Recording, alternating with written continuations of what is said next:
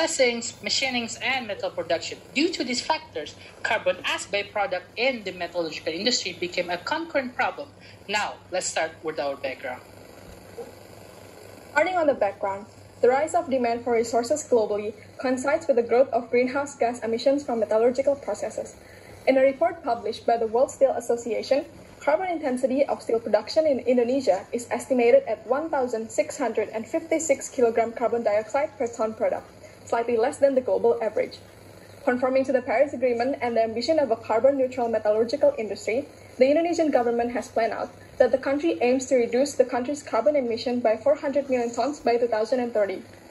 This ambition is in line with Sustainable Development Goals proposed by the United Nations, especially SDG.9 and .12, and also reflected by the Intergovernmental Panel on Climate Change, as they emphasize that without large-scale reduction in greenhouse gas emissions, global warming is projected to cause substantial changes in the water cycle at both global and regional scales. Next. The flowchart on the left illustrates the conventional hydrogen-based route of steel-making process. Here, two byproducts are produced. Water is reused for water splitting, while hydrogen is stored for future application. Alternatively, we are presenting the CHP-CCTS integrated route, shown in the right side, with a few innovations from the conventional hydrogen-based route. We present the use of CCTS solar panels, which replaces non-renewables. Furthermore, by using hot water and steam from direct reduction, a CHP system is implemented to achieve better efficiency. The steam is used to generate steam turbines and produce electricity, which will be flowed back to the plant as one of its power supplies. Additionally, hot water is useful for heating or cooling distribution units for the surrounding area. Now let's take a look at how the technologies are implemented. Next. In recent years, several industry giants in Europe have made great efforts into developing hydrogen-based steelmaking processes. These processes replace the need for coking coal with electricity and hydrogen. Because of the lack of coal, the system produces virtually no carbon footprint. The reaction is as follows. Iron ore pellets would react with hydrogen to produce direct reduced iron and high-temperature water molecules in liquid and gaseous states. These water molecules would then undergo water splitting so that pure hydrogen could be recovered. However, water splitting is an energy-intensive process which requires advanced technologies. Next, please. In a developing country such as Indonesia, water splitting technology is not a viable solution yet for at least several decades. Alternatively, the hot water and steam produced as a byproduct of hydrogen-based steelmaking processes can be directly utilized to power a CHP steam turbine system, generating near-perfectly efficient energy.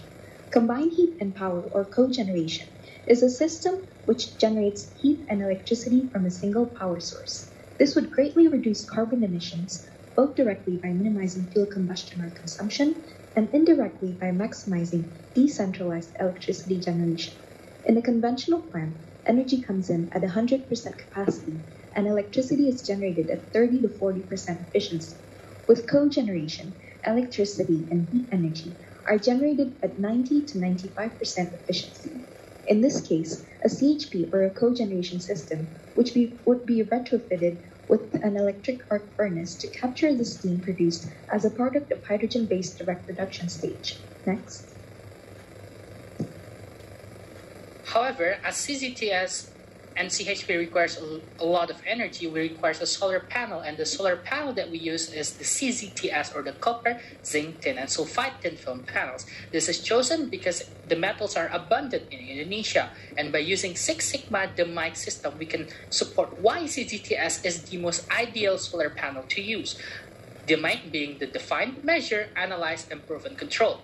We can define because the novel approach and more ecologically friendly approach towards the renewable energy, and we can measure is because the abundance of metal in Indonesia is really a lot and easier to produce than CIGS, silicon, or gallium nitride, because there's no required further extraction as this is locally resourced, and thin film solar panels cheaper to produce, and we can control as this is supporting carbon neutrality in the 2050 and the SDGs in 2030.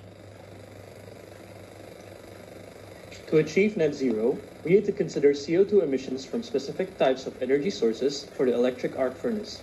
Therefore, using biodiesel, a type of non-fossil fuels, we can use them for our external electricity source.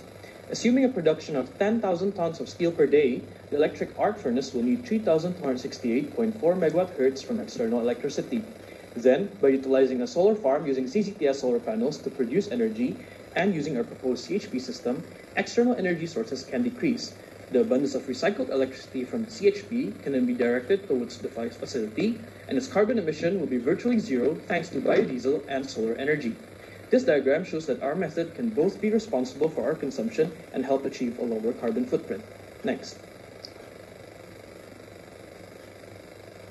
Our calculation uses a blast furnace as a comparison, as Indonesia itself is not ready yet for the sudden change. Through an initial investment of $18 million, we operate a furnace with a production capacity of 10,000 tons per day. Through CHP, we retain excess energy through efficient energy conservation and recycling. Our calculations show that we are able to save around $121 per ton of steel produced through our proposed CHP-VC ZTS system. Furthermore, we are projected to obtain $1,800 per ton of steel profit.